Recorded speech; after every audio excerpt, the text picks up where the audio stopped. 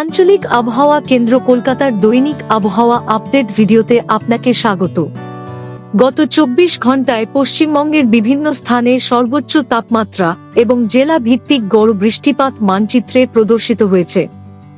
গতকাল সর্বোচ্চ তাপমাত্রা ছিল দক্ষিণবঙ্গে পানাগড়ে 38.1 ডিগ্রি সেলসিয়াস, উত্তরবঙ্গে বাগডোগরায় 37.7 ডিগ্রি সেলসিয়াস।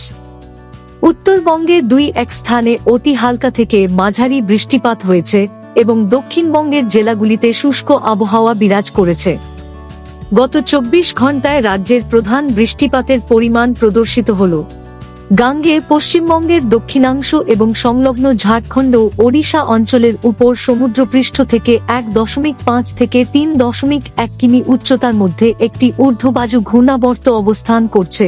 এছাড়াও পূর্বমধ্য ও সংলগ্ন উত্তর পূর্ব বঙ্গোপসাগরের উপর অবস্থানকারী ঊর্ধ্ববায়ু ঘূর্ণাবর্তটি বর্তমানে উত্তর পূর্ব ও সংলগ্ন পূর্বমধ্য বঙ্গোপসাগরের উপর অবস্থান করছে এবং এটি সমুদ্রপৃষ্ঠ থেকে 4.5 কিমি উচ্চতা পর্যন্ত বিস্তৃত রয়েছে।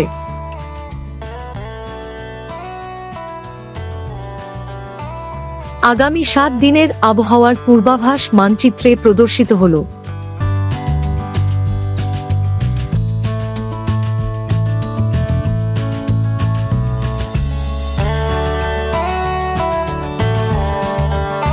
আগামী 7 দিনের আবহাওয়ার সতর্কতা মানচিত্রে প্রদর্শিত হল।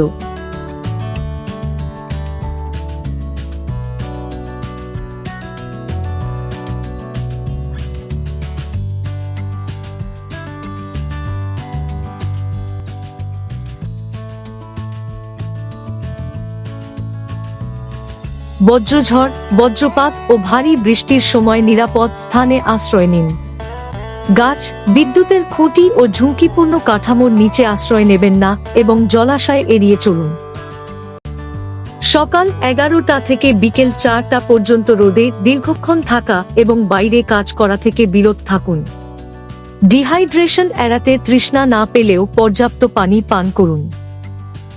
উত্তরবঙ্গে আগামী 3 দিনে দিনের তাপমাত্রার কোনো উল্লেখযোগ্য পরিবর্তনের সম্ভাবনা নেই। এরপর পরবর্তী 3 দিনে তাপমাত্রা 2 থেকে 3 ডিগ্রি সেলসিয়াস হ্রাস পেতে পারে এবং তারপর আবার কোনো বড় পরিবর্তনের সম্ভাবনা নেই। দক্ষিণবঙ্গে আগামী 24 ঘন্টায় দিনের তাপমাত্রা 2 থেকে 3 ডিগ্রি সেলসিয়াস বৃদ্ধি পেতে পারে। এরপর পরবর্তী সময়ে তাপমাত্রার কোনো উল্লেখযোগ্য পরিবর্তনের সম্ভাবনা নেই। আবহাওয়া সম্পর্কিত আরও আপডেটের জন্য আমাদের অফিসিয়াল ওয়েবসাইটটি অনুসরণ করুন।